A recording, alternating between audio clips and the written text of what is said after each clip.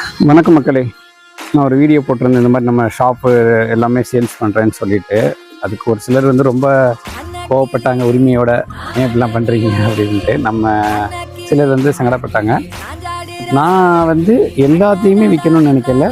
என்கிட்ட இப்போ ரொம்ப அளவுக்கு அதிகமான சரி என்னால் பார்க்க முடியாத அளவுக்கு பிஸ்னஸஸ் இருக்குது.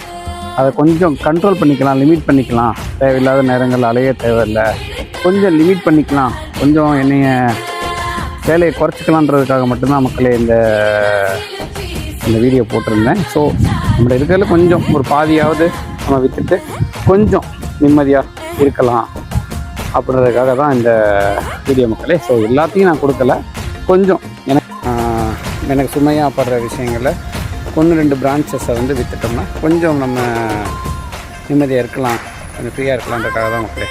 நன்றி, வணக்கம் மக்களே.